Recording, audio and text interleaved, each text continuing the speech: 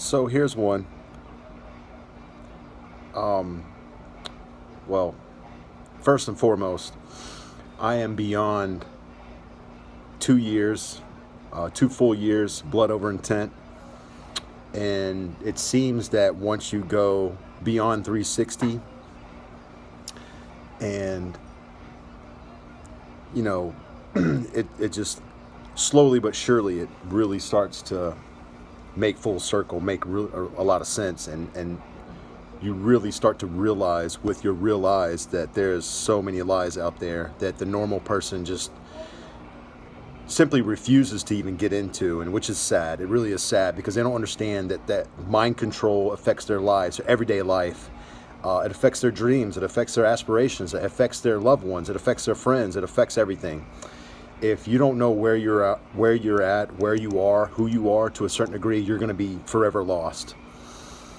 Moving forward, a little test that you can do yourself or you can watch others demonstrate right online. Simply take a vacuum container, which at this point would be upside down, but a glass jar, something like that, with a rubber seal, and then you hook it up to a vacuum, and you create a vacuum. Well, inside that vacuum, water fluids will start to bubble, then boil. Let me repeat that. In a vacuum, especially like a vacuum of space, fluids, liquids, water, blood will boil. NASA almost killed one of its astronauts when they put him in this huge hunky suit and they put him inside the vacuum chamber. The guy himself, recorded and documented by NASA and on TV and on the internet. I've seen it with my own eyes. I watched the guy just basically describe what happened to him before he blacked out and fell unconscious. The saliva on the back of his tongue started to sizzle, started to boil. So therefore, the blood and water and fluids inside his body started to bubble. They were about to start to boil, and they were going to cook this man inside and out. Thank God they shut down the vacuum chamber and they pulled him out in time, and he was able to, keep his life. So,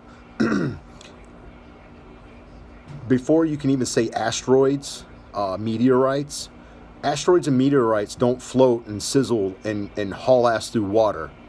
At least not the way that we've been told, hurling through space. So, next time you think you're going to be hit by an asteroid or these are craters on Earth,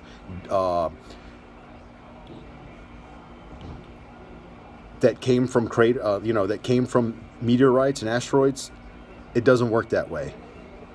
Look into space as water, or seems to be water. Definitely not a vacuum. Either way, these mother are not going to space the way you're being lied to, and all the trillions and billions of dollars that you've been that have been stolen from us. You should have answers. So there's a little update on the NASA programming and mind control and all that other stuff. So I suggest you write down on a piece of paper, I intend to be selfless for the benefit of all. I intend to help usher in heaven on earth for the benefit of all. I intend to help release all souls from bondage for the benefit of all. Put a couple drops of blood on that and post it to the Ethernet.